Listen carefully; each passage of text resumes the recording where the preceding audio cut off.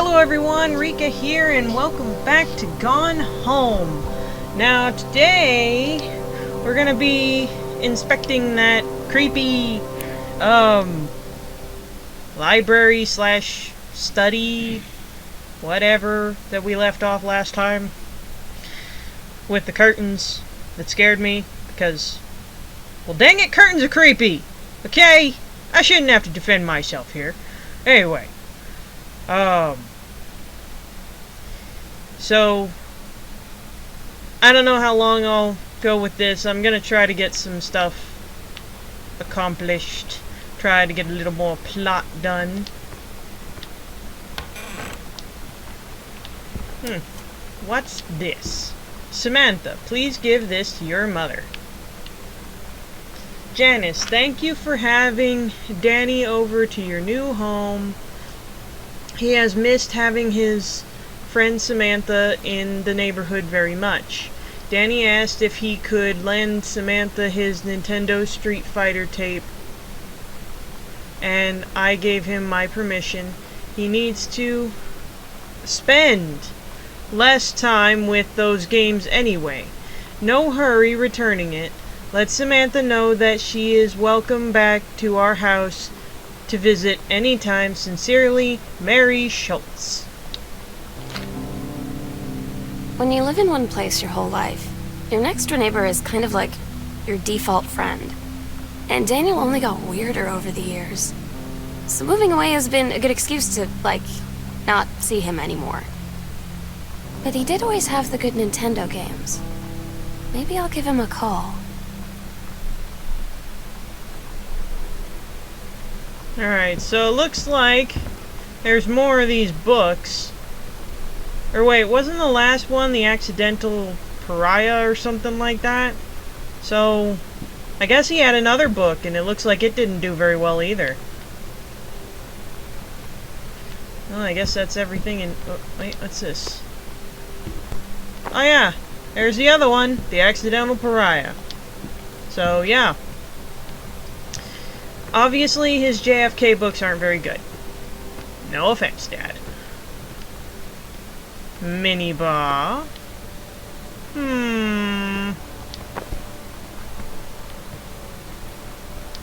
Go up there. We do not leave things lying on the floor. I don't know who trained this family, but dang it, I will not have there being glasses on the floor. You just keep rolling. Yeah, that's what I thought. What's this? Dear Mr. Greenbrier, I write to inform you that unfortunately Mercury Books will be unable to publish your follow-up to The Accidental Pariah despite the low sales of The Accidental Savior. We went ahead with publication of the second book in hopes of the John Russell series catching on. However, sales for the second book have in fact been lower than those of the first, and our stewardship of the series must end here. It has been a pleasure working with you as your publisher, and we wish you and John Russell the best in future endeavors. Wow, poor Dad. No wonder he's always drinking Irish whiskey. And, ooh, what's this over here? Is this some kind of vodka? I can't see, there's no light. Ah, it is vodka. Good.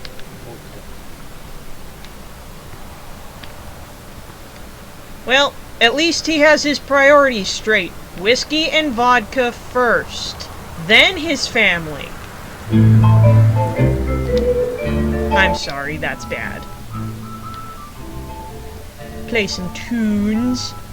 Somehow I always knew that someday we see through. Samantha Greenbrier. This look... Oh, dear. Well, here's a nice little educational fact for all of you men out here on what women have to go through. God, I don't even know if I want to read this. Reproductive System Worksheet 6.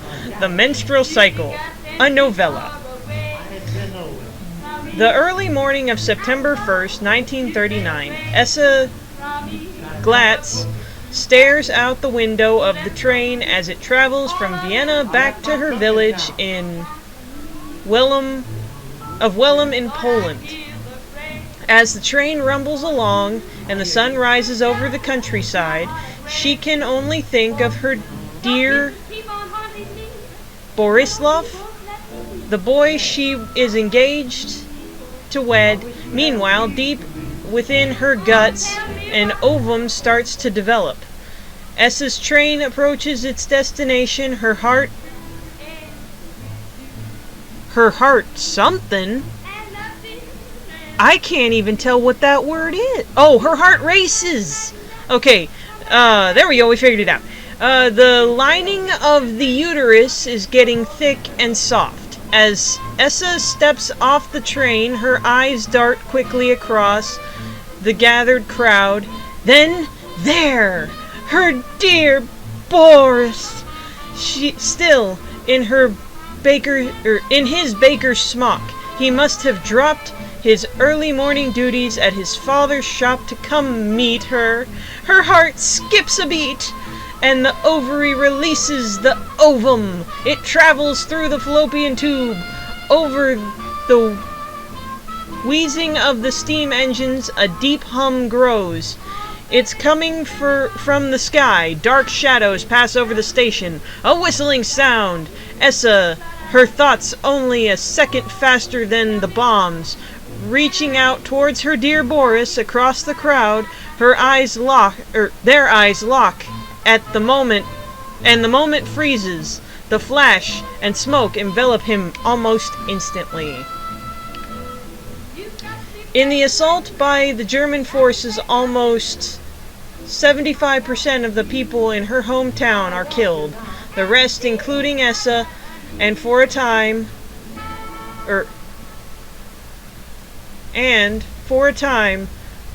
Borislav, huddle in half-destroyed church.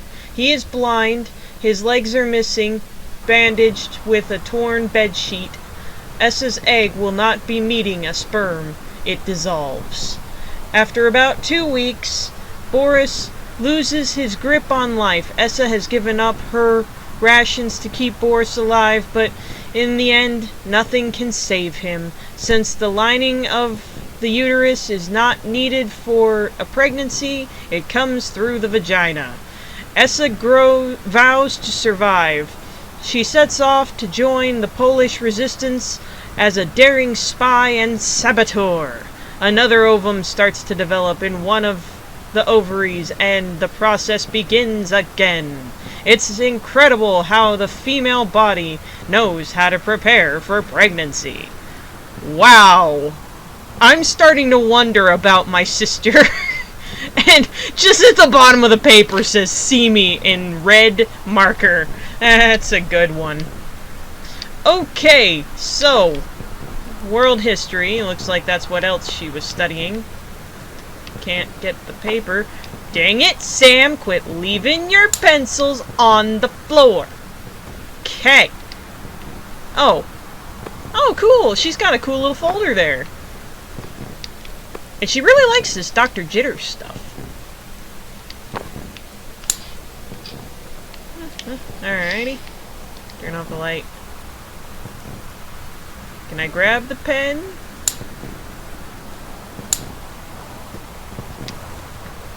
Nope. Can't grab the pen. Okay. Anything in here? No. Ooh. Oh, wait. That's just curtain. Okay, so... turn on this real fast. Oh, there's something in here. Nope. Nothing. They led me astray. Huh. Well, that's records. Well, anywho. Let's stop that.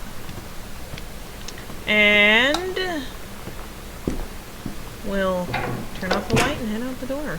Well, that was a fun little room. I'm sorry if any of you got grossed out by that story, but hey, that was a pretty cool story. psychotic at best, but it was still pretty cool.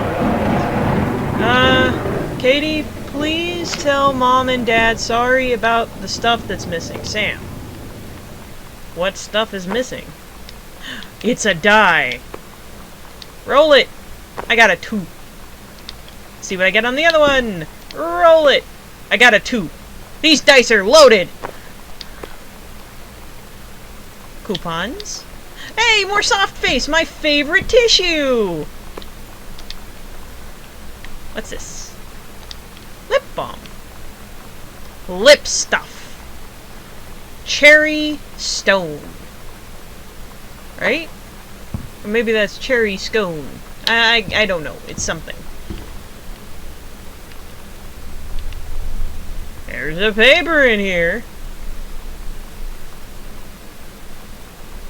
Uh-huh. Please, whatever you found, don't tell Mom and Dad. The attic. Well, this door's locked. Okay. So there's something in the attic. Well, let's... Oh. Can we not and say we did? Huh. What's this? Uh-huh.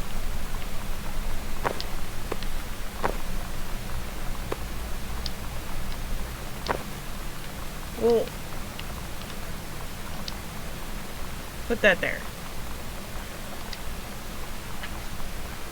Uh-huh. So that's part of a combo. Let's see. Heaven, at the edge of the world. The Green Glacier, Part 2. Okay, more of Sam's story.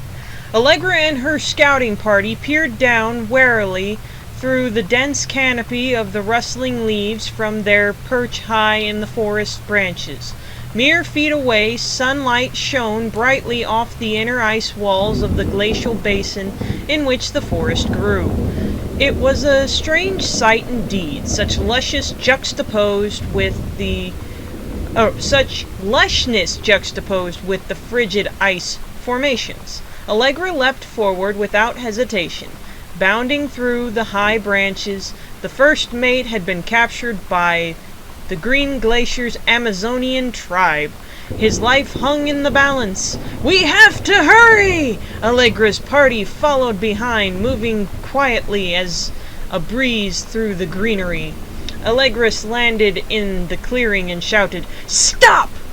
She saw the Queen Amazonian up on her pedestal, reaching for the lever that would drop her first mate into the vat below. She shouted, "No!" and flung her saber at the Amazon's reaching hand. But it was too late. The first mate screamed as he fell towards the water, and then splashed down. It was all was eerily silent. Allegra looked on, frozen in fear and remorse. She had been a moment too late.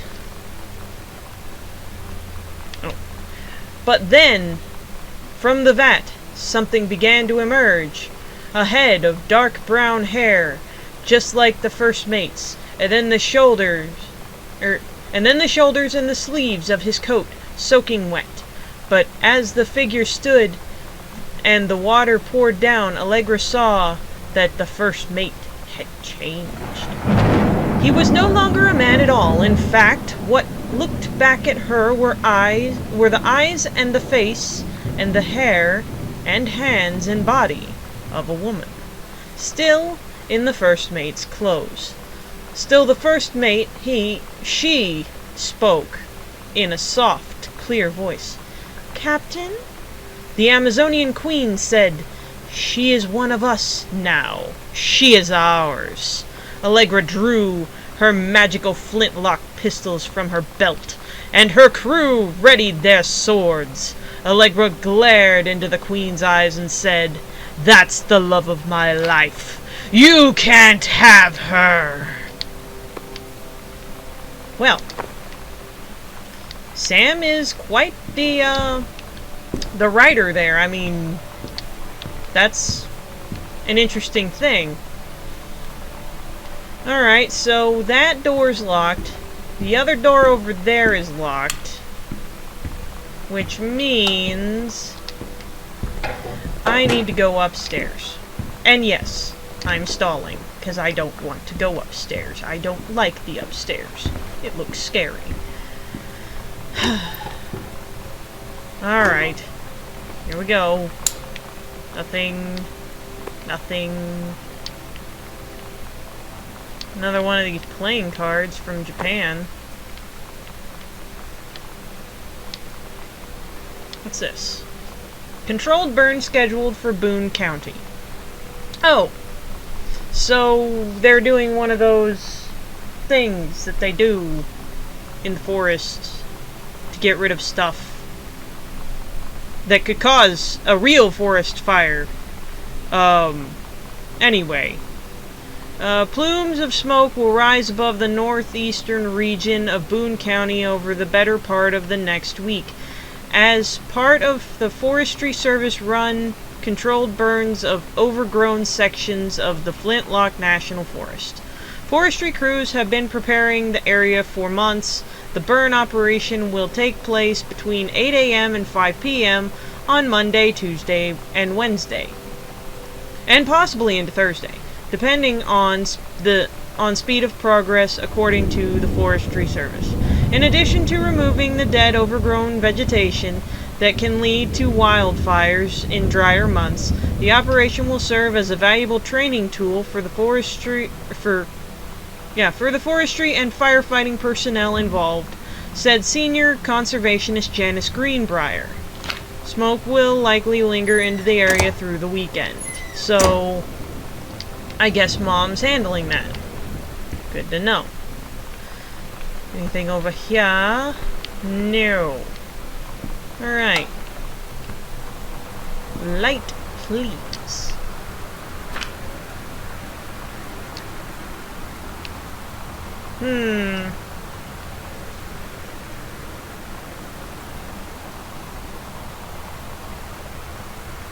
So, looks like she never went to, her ballroom dancing class on Friday. Wonder why. Huh, nice comb. Kind of a cool pattern. And a pen.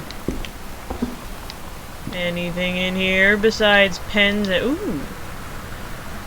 Notice of temporary personnel transfer. Bruce Pendleton. Pendleton? I know those Pendleton boys. They weren't really nice. We took care of them by stuffing them in their minds, but how did the other one get away? I thought there was only two, and I know his name wasn't Bruce. Anyway, if you catch that reference, then you play some good games. To aid in the up-and-coming prescribed burn operation, a ranger with expertise in the procedure is being transferred to the station at Flintlock National Forest, effective September 2nd, 1994. Please see attached personnel file. Overseeing officer at Flintlock Forestry Station, Senior Conservationist Janice Greenbrier is in charge with the supervision of transferred personnel.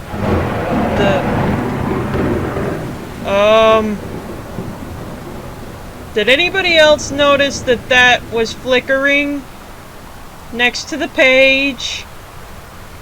I'm scared to turn around now. Okay, is charged with the supervision of transferred personnels. The duration of transfer will be based upon performance evaluation as well as recommendation of the overseeing officer. Signed, Bruce Pendleton. Yeah, I guess we'll have to shove him in the mine too. Just in case. We don't want him being like his brothers.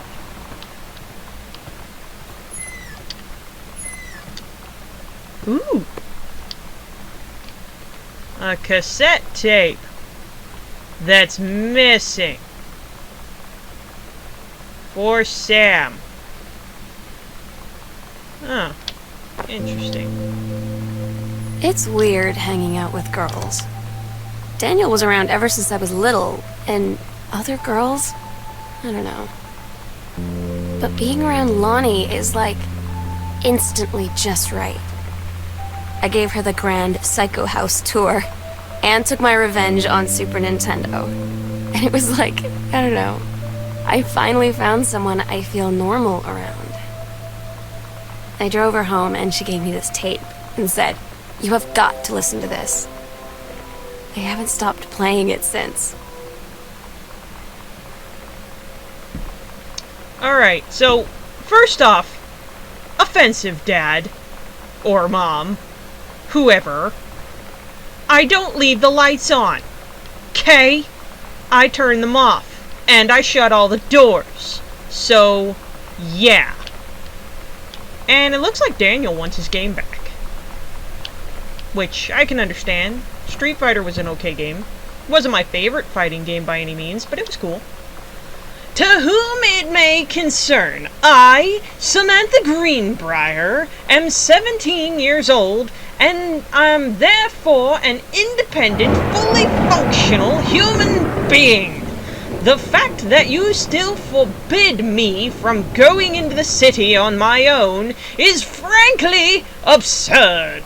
Compared with Katie, who is only 3 years older than me, and yet you allow her to go all the way across an ocean to another country on her own. Oh, excuse me, another continent on her own. I just want to spend an evening in a normal, totally safe city on my own, like a human being. And since you may also remember that I have my own car now, you can't really stop me. Warmest regards, your daughter, Samantha. I don't know why I gave it that voice, but it just sounded good. Caution, radiation area, keep out. I don't listen to that, I played Fallout. Lamp.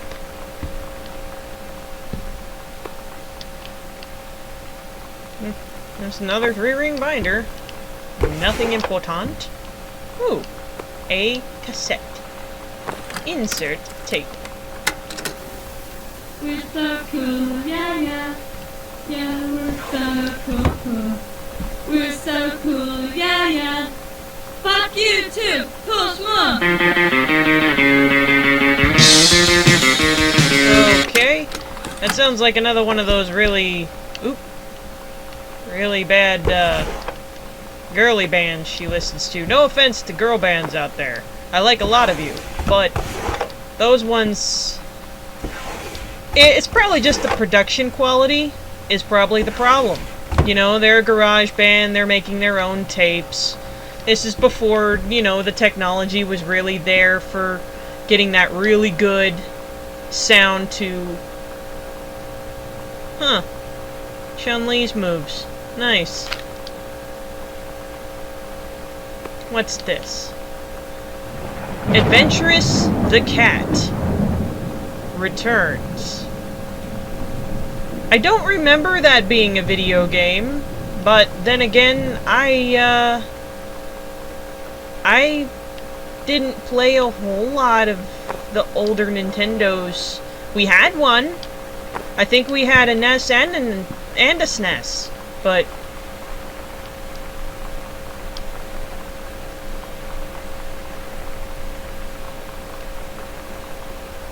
okay, that's hurting my eyes. These are those pictures that you're supposed to stare at and see something else or something. And I wasn't seeing it. What's in here? More games. Journey of Crystal. And... Super Spitfire. If any of you know if these are real Nintendo games, let me know, because I have no idea. Oh, she's got a cute little fly sticker on there. Okay. Turn that off. Let's see. KSNC presents Sonic Boom 94.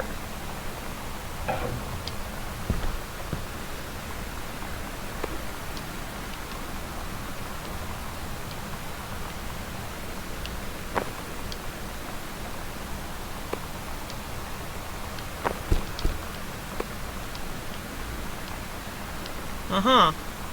The Bible.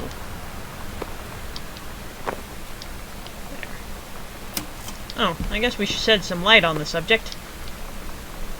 Got your number. Are you going to the dance with anyone? Who's got a crush on you? Looks like it's a board game of some sort. Aha! What's this?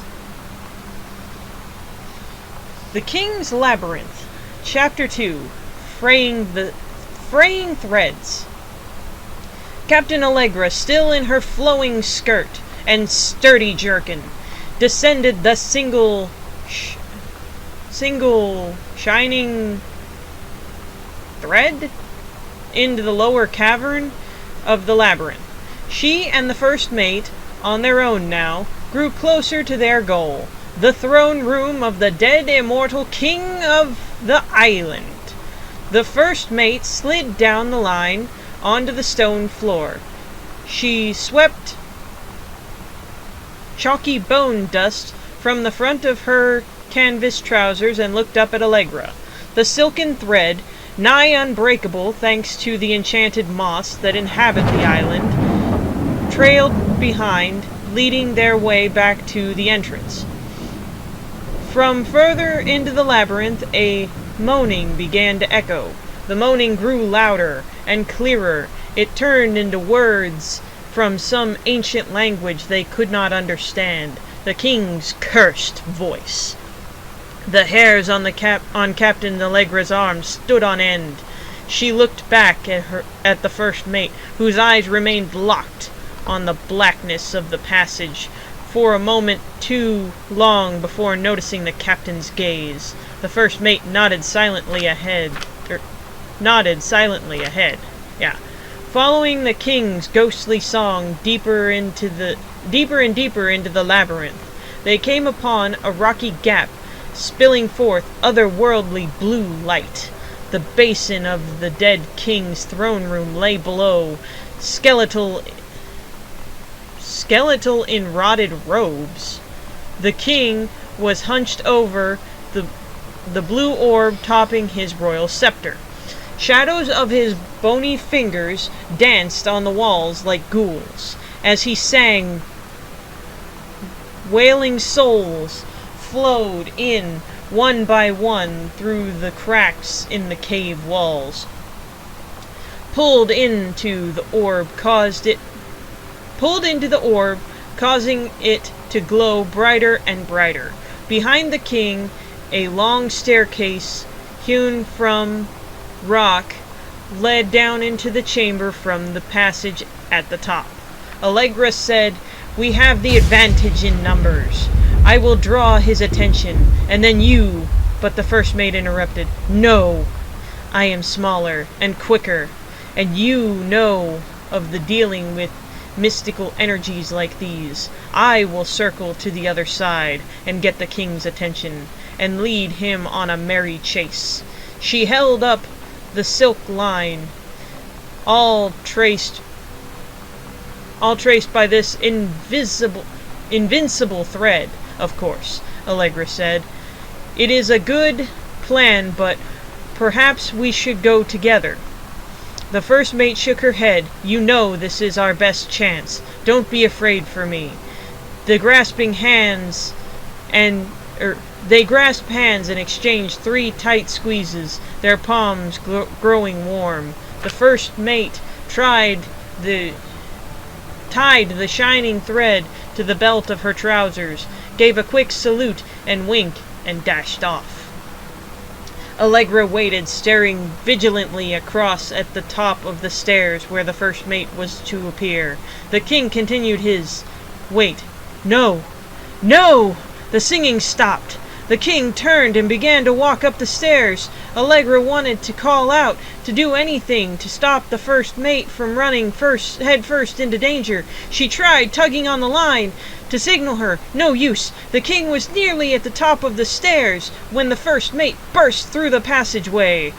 She skidded to a stop, even from across the yawning basin. Allegra could see the first mate's eyes growing wide. She turned and ran, summoning his undead power. The king left the ground, levitating, gliding behind her with distressing speed.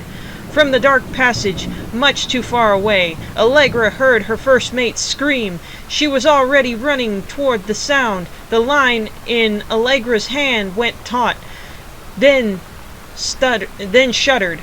It fell slack and to the stone floor. As Allegra ran, she was gathering the line, twisting it around her arm. She came to its end. The unbreakable thread dangled limply, its end shredded and frayed in her hand. She tossed it to the ground and ran. I tell you what, if that sister understood how to do, mitten.